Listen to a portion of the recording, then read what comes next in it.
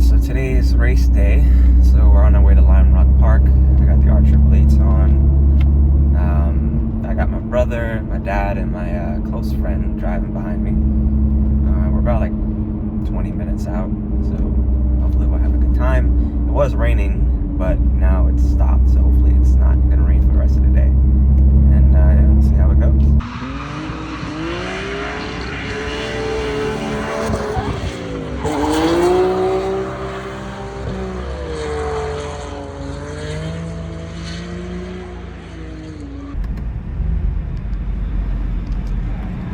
Good? Yeah, I gotta go get my car. Alright. You. Good job.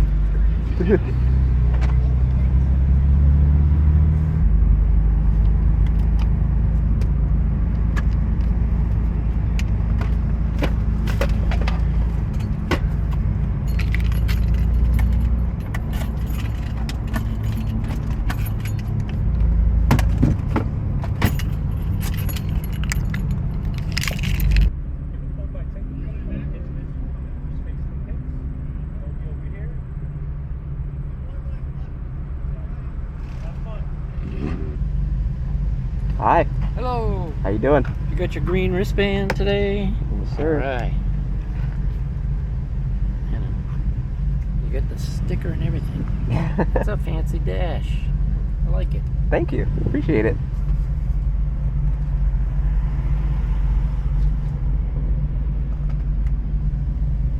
Hey, Paul. I'm gonna go ahead and read them out.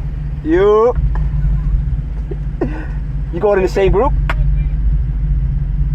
Blue can't come. You ready to go? Yep. Right. Wait, you going in my group? Huh? You going in my group? He just gave me this. Trying to get you out from behind that one guy. Yeah. I could have gotten you out. It's all right.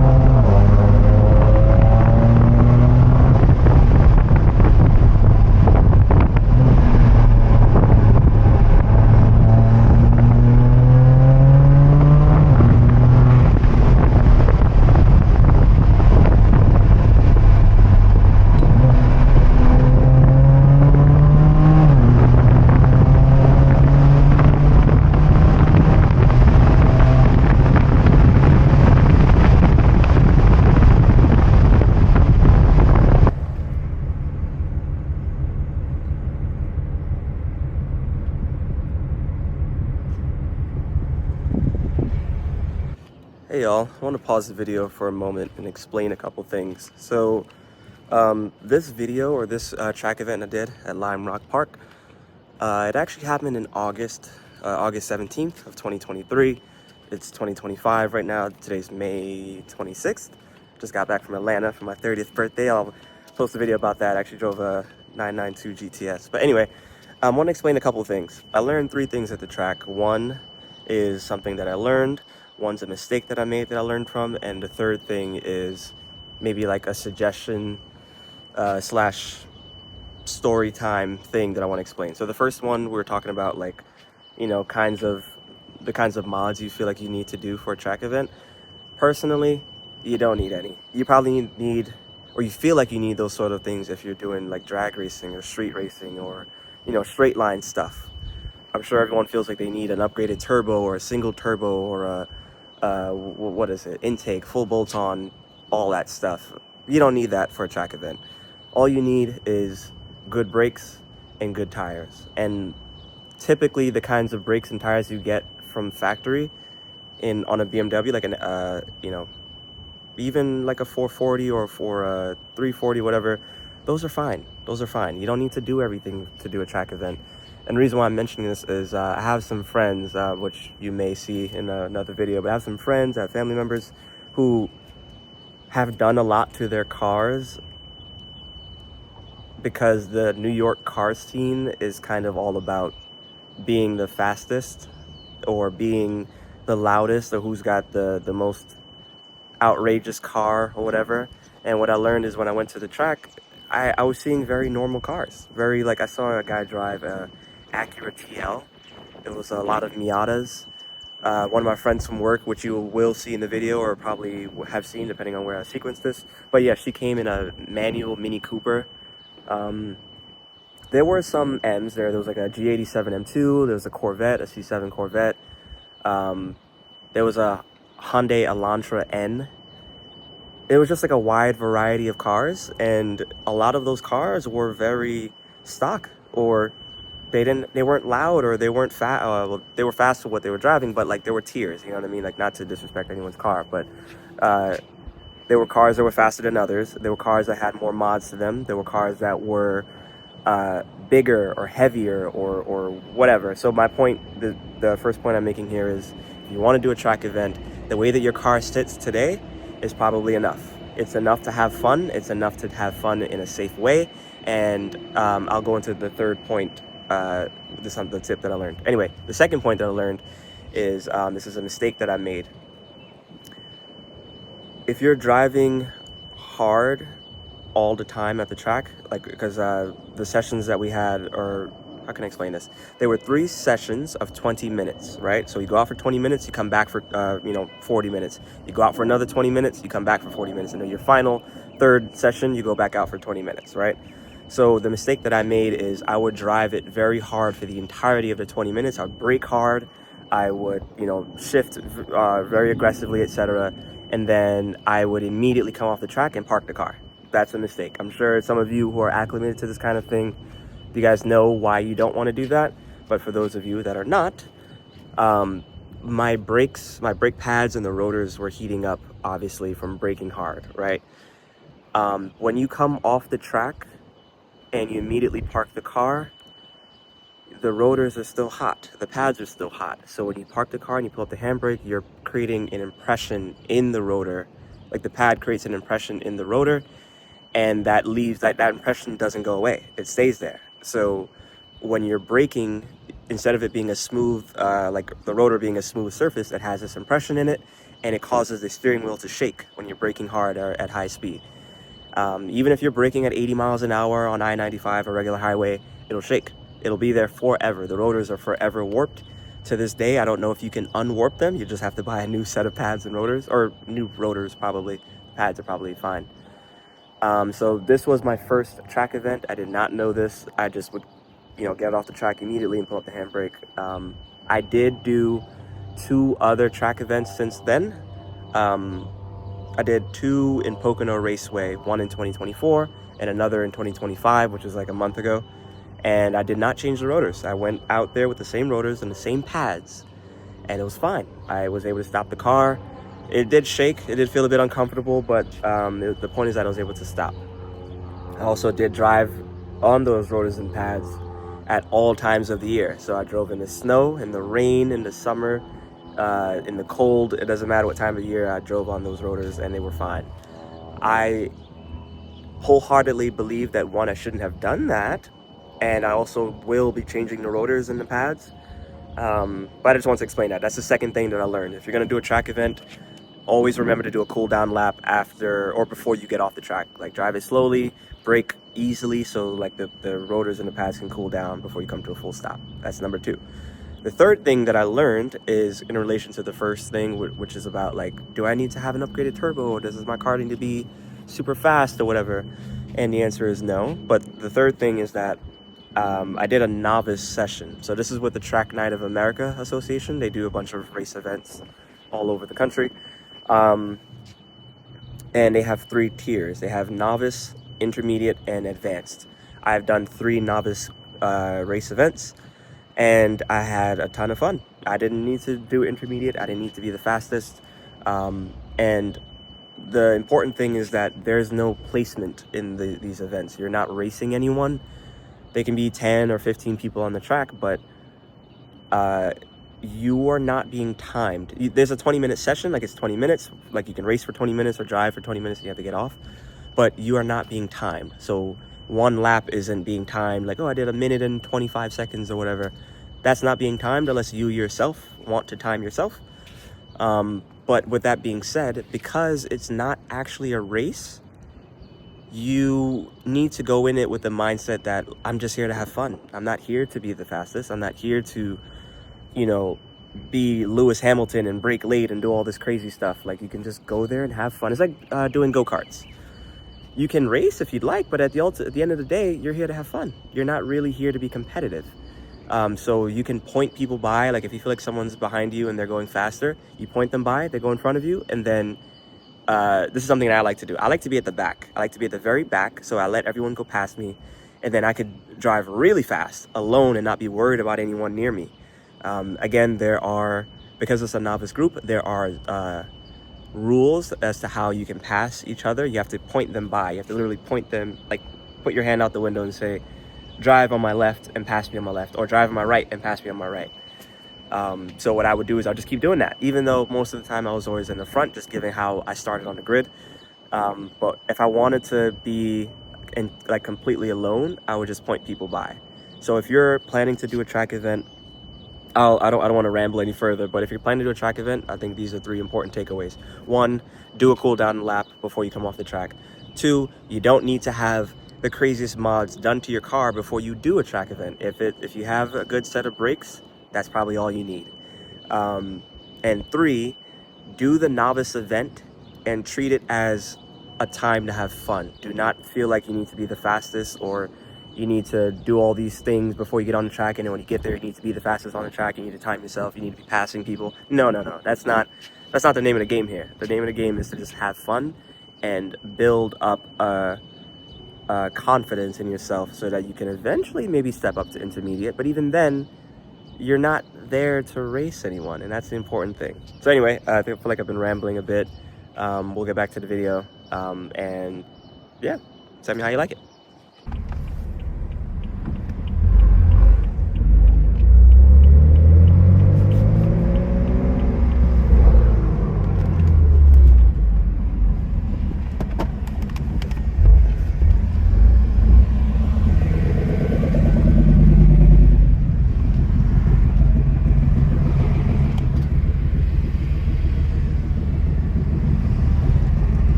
That was so much fun. I was like getting so squirrely around the corners. I was like, are my brakes overheating? So I pulled in and he's like, your tires are getting like really hot.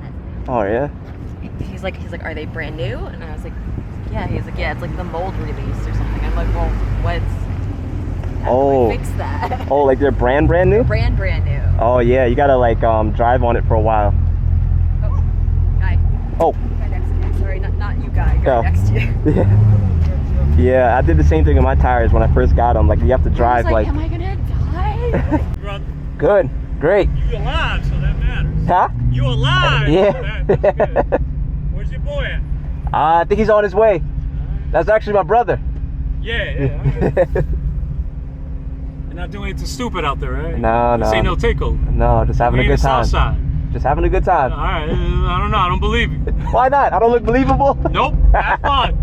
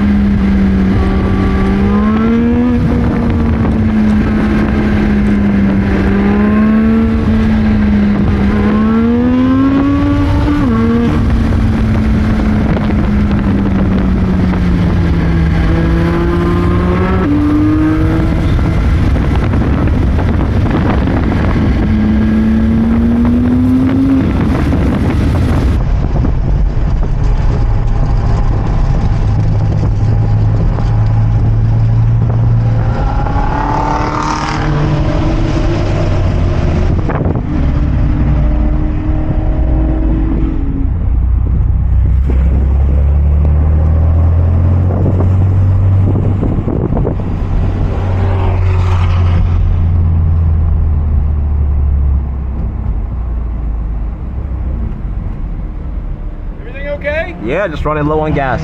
I hear you, man. It happens. Yeah. Driving hard. Yeah. All right, Is there a gas station in here? If you go down kind of like you were going to grid, Okay. but I think off to the left, I think there's gas pumps over there. All right, cool. Thanks. I don't think they're cheap, but they're over there. All right, well, I'm here. Gotcha.